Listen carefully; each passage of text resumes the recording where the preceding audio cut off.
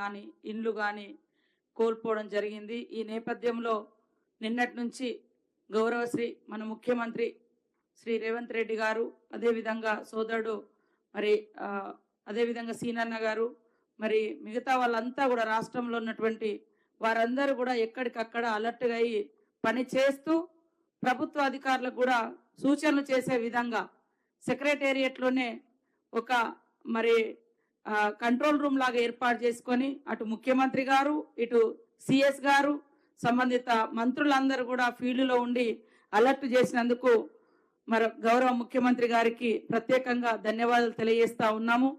ఈ క్రమంలో నిన్న నల్గొండ, ఖమ్మం చూసుకొని ఈరోజు మరి మహబూబాద్ జిల్లాకు వారు రావడం జరిగింది. అదేవిధంగా ఈ కార్యక్రమంలో పాల్గొంటున్నటువంటి స్థానిక మన మహబూబాద్ ఎంపీ గారు, అదేవిధంగా డోర్నకల్, మహబూబాద్, మరి భూపాల్పల్లి, వరంగల్, పాలకుర్తి ఎమ్మెల్యేలు, అదేవిధంగా సోదరులు, ప్రభుత్వ సలహాదారులు అయినటువంటి వేం నరేంద్రన్న గారు, మరి అదేవిధంగా ఇల్లెందు ఎమ్మెల్యే గారు, మా కలెక్టర్, ఎస్పీ, ఇతర శాఖల అధికారులు, మున్సిపల్ చైర్మన్ గారు, అధికారులకు అందరికీ కూడా హృదయపూర్వక నమస్కారాలు, ధన్యవాదాలు తెలియజేస్తా ఉన్నాను. ముఖ్యంగా రెడ్ జోన్ కింద మహబూబాద్ జిల్లా లేదు. ఏది మనకు ముందు వచ్చినప్పుడు రెడ్ అలర్ట్ కింద లేకుంటుండే, కొంచెం ఫ్రీగా ఉన్నాము. కానీ మొత్తం రెడ్ జోన్ కింద మహబూబాద్ కానీ ములుగు సైడు, ఇంకా భూపాల్పల్లి అటు సైడు ఉండే.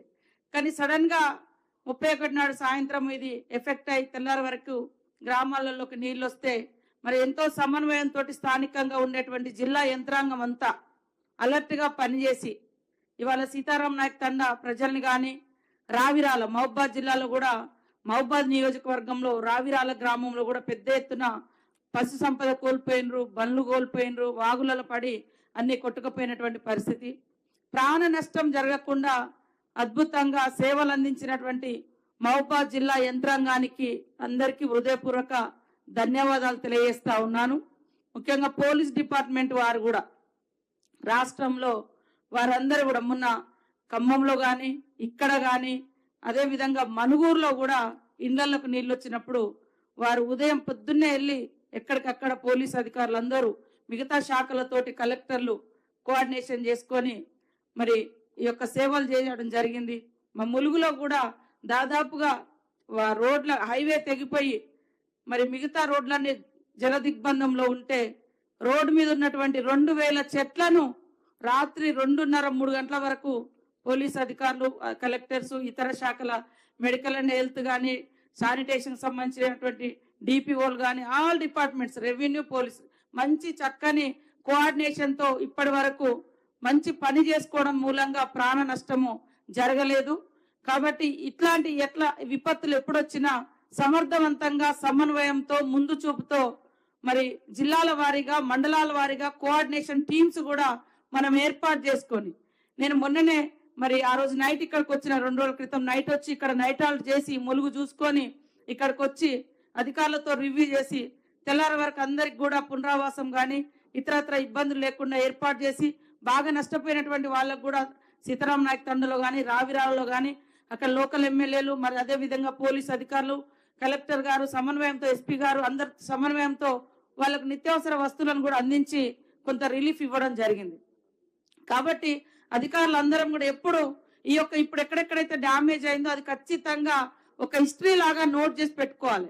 నెక్స్ట్ వచ్చేటువంటి అధికారులకు కూడా ఇవి ఒక హెచ్చరిక లాగా, వర్షాలు పడుతుంటే ఈ వాగు ఎక్కడి నుంచి ఎక్కడికి పోతుంది, ఏ ఊరికి ఎఫెక్ట్ అవుతుంది, ఆ ఊరికి దగ్గర ఏ చెరువు ఉంది, ఆ చెరువు ఒకవేళ బ్రీచ్ అయితే ఎన్ని ఊర్లకు డ్యామేజ్ అవుతుంది అనేది ఒక హిస్టరీ లాగా కొన్ని పాయింట్స్ రాసి పెడితే అది ఎప్పుడు కూడా ఏ అధికారి వచ్చినా ఆ మండలంలో కానీ ఆ జిల్లాలో కానీ వర్షాలు వస్తున్నాయి అంటే ఆ నోట్ తీసి ఆ బుక్ చూసుకొని మరి అలర్ట్ అవ్వడానికి కూడా అవకాశం ఉంటుంది. ములుగులో కూడా మాకు గత అనుభవాలను దృష్టిలో పెట్టుకొని గత 2 నెలల నుంచి మేము అక్కడ కలెక్టర్ గారు, ఎస్పీ గారు ప్రతి 15 రోజులకు ఒకసారి మీటింగ్స్ పెట్టుకొని ఇట్లాంటి ఎక్కడికక్కడ అంటే ఎఫెక్టెడ్ ఏరియా ఎక్కడైతే ఉందో వాగులు దాటకుండా పోలీసుల చేత బ్యారికేడ్స్ పెట్టించుకోవడం జరిగింది. అదే విధంగా నైట్ పూట అక్కడ ఊర్లలో అంటే అధికారులను కూడా పెట్టడం జరిగింది. ఏదో ఒక డిపార్ట్మెంట్ నుంచి గ్రామస్తులను అలర్ట్ చేయడం కోసం. వర్షం పెరుగుతుందంటే ఆ గ్రామాన్ని వెంటనే షిఫ్ట్ చేయడం, లేదా పక్క ఊర్లలో ఎక్కడైనా పెట్టడం, లేదా అక్కడే స్కూల్లో ఇంకేదైనా సేఫ్టీ ప్లేస్లలో. సో ఇట్లాంటివన్నీ కూడా మనం చేసుకోవాలి. ఇప్పటికి కూడా తడిసి ముద్దైనటువంటి ఇండ్లు ఏమైతున్నాయో అవి ఖచ్చితంగా గుర్తించి ఆ ఇళ్ల నుంచి ఖాళీ చేయించాలి. ఎందుకంటే ఇండ్లు కూలిపోతే 2-3 కుటుంబాలు చనిపోయినటువంటి పరిస్థితి కూడా ఉంది. కాబట్టి మరి ఇవన్నీ మనం తీసుకుంటూ ఈరోజు ముఖ్యమంత్రి గారు స్పీడ్గా మరి రిలీఫ్ కోసం 5 కోట్లను కూడా వారు ప్రకటించడమే కాకుండా ప్రత్యక్షంగా బాధితుల దగ్గరకు వచ్చి వాళ్ళ బాధలు విని వారికి మరి రిలీఫ్ ను ప్రకటించి మానసిక ధైర్యాన్ని కల్పించినందుకు వారికి ప్రత్యేక ధన్యవాదాలు. ఈ రోజు ఉన్నటువంటి అధికారులందరూ కూడా ఇంకా రోడ్ల పునరుద్ధరణ కానీ, ఎలక్ట్రిసిటీకి సంబంధించినటువంటి కానీ, మెడికల్ హెల్త్ అయితే రెగ్యులర్ గా మనం క్యాంప్స్ కూడా పెట్టాలి, శానిటేషన్ కూడా స్పీడప్ చేసుకోవాలి, డ్రింకింగ్ వాటర్ కూడా కంటామినేషన్ కాకుండా మరి ఎక్కడికక్కడ డిపిఓలు కూడా అది అలర్ట్ గా ఉండాలని కోరుకుంటూ మరి ఇప్పటి వరకు మీరందరూ అలర్ట్ గా ఉండి సేవ చేసినందుకు మీకు ప్రత్యేకంగా అధికారులందరికీ ధన్యవాదాలు తెలియజేస్తా ఉన్నాం. ముఖ్యంగా సీఎం గారికి, రేవంత్ రెడ్డి గారికి ప్రత్యేకంగా ధన్యవాదాలు తెలియజేస్తూ రాష్ట్ర ప్రజలకు భరోసా ఇస్తూ వాళ్ళ బాధలను పంచుకొని వాళ్ళకు ఆర్థిక చేయూతను గతంలో ఎప్పుడు కూడా పశువులకు రూపాయి ఇచ్చిన గతి లేదు 10 ఏళ్లలో. ఈరోజు పశు సంపద నష్టపోతుందని ఆవులకు కానీ, గేదెలకు కానీ, మేకలకు కానీ వాటికి కూడా పరిహారం ప్రకటించినటువంటి సందర్భం.